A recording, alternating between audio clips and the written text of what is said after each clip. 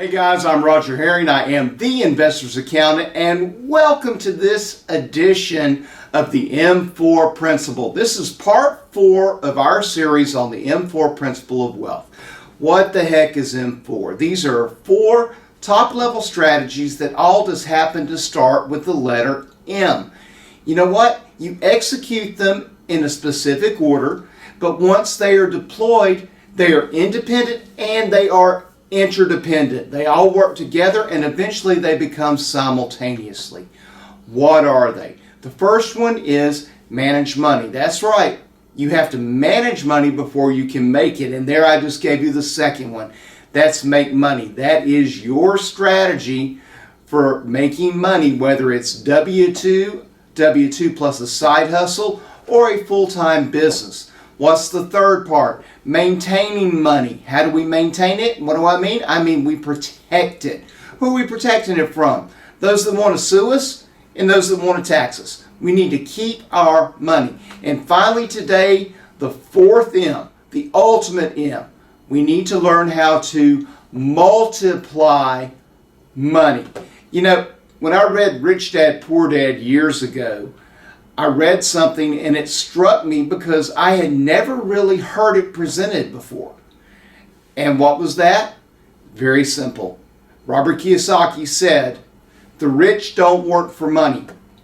Money works for them. I'm going to say that again. The rich don't work for money. The money works for them. You know, Warren Buffett said, if you're going to be wealthy, you've got to find a way to make money while you sleep.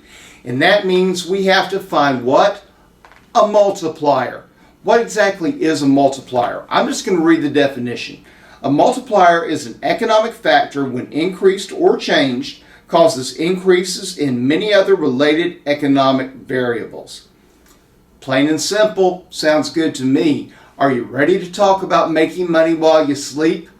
I am. Let's go to the whiteboard. All right, gang, welcome to the whiteboard. All right, so let's talk about how people multiply money. You know how the typical person multiplies money? They have 401k at work and they contribute to it and they invest in the market and wish, hope, and pray.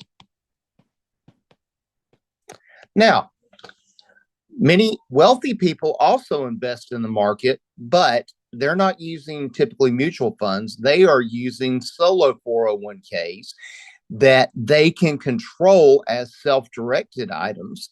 So the wealthy self-direct their investments. And the wealthy use this thing called leverage. All right, so if we're going to multiply money, we need some leverage. What are the types of leverage? Well, everybody knows about OPM, other people's money. And then there is this wonderful thing called OPT. I have employees. I leverage their time. OPT is other people's time, other people's talents. My employees earn a salary and in turn work for me and make me money. If I don't have enough credit to pull off a deal, I can get a partner and leverage their credit, other people's credit. And then one of my favorites is other people's resources. Who do you know? Go to people and find out things that you don't. But with other people's resources, let's say you may be a resource for someone looking to leverage other people's money. I'm a private lender. I lend money at hard money interest rates. I am using other people's resources, your ability to invest into individual real estate properties and use my money to do it with. Now, let's talk about leverage. What is let me change this another way. What is the most common multiplier that I see? The most common multiplier, and I call it the king multiplier, is a rental property. Because guys, rental properties have so many different multipliers in them, it will blow your mind. Now, let's just assume for a minute that you had $100,000 and you decided that you were going to buy a rental property. and that property is going to throw off rents of $10,000 per year. Okay. Now, you're going to have some holding costs on this thing. Let's just assume 2,000. All right. That means you're going to have a cash flow of $8,000. Now, that's pretty darn good. That's a lot more money than you'll make at the bank in a savings account. And depending on the year, that's better than the stock market. But consider this. Let's use a form of leverage. Let's use other people's money. So now I'm going to use OPM instead of my own, and I'm going to put down $20K. I'm going to borrow $80K. So there's still $100,000 in play. I've still got a property that is going to do rents of $10,000, the same holding costs of $2,000, but now I've got this thing called DS, debt service.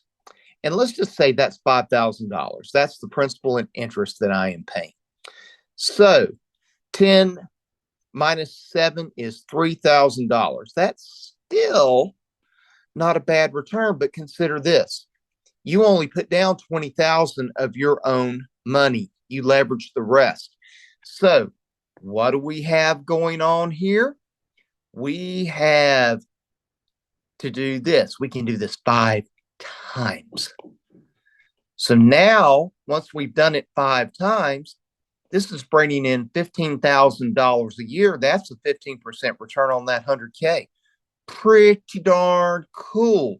But now let's consider a few things. Okay. Here's your rental property.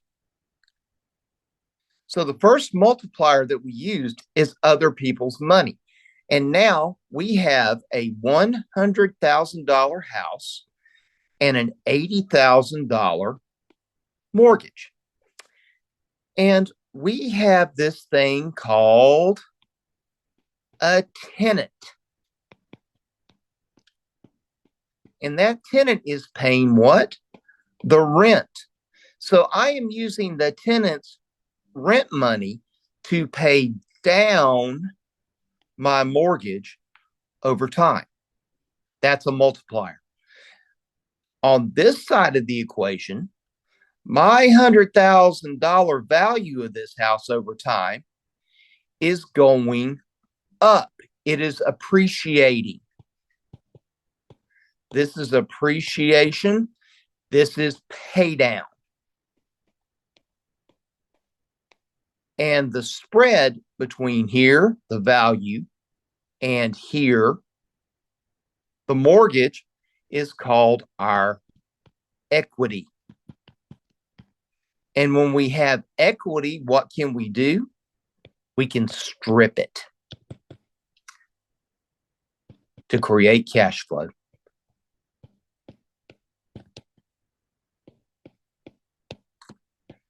Now, over time, I've got these properties. What if I wanted bigger properties and I wanted to get rid of these? I can leverage something called a 1031 exchange. And I can trade up in my property, but that is a whole different, completely different video. But my point being, you are using other people's money to acquire. That is leverage. You are using other people's money to pay down. That is leverage. Your property is appreciating. That is leverage. All of these things are multipliers. Stripping the equity, and what are you going to do? Buy more property. That's leverage. That's a multiplier. This is why I say rental property is the ultimate of multipliers. All right, let's leave the whiteboard and we'll take it from there. Guys, it's been awesome being with you today. I hope you have enjoyed the M4 Principle of Wealth, our whole series.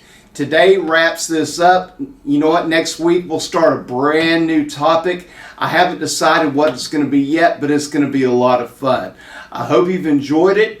If you want to know more, just click on that link down below the video here, and you'll score yourself a free PDF of some of our favorite tax strategies here at Investors Accounting.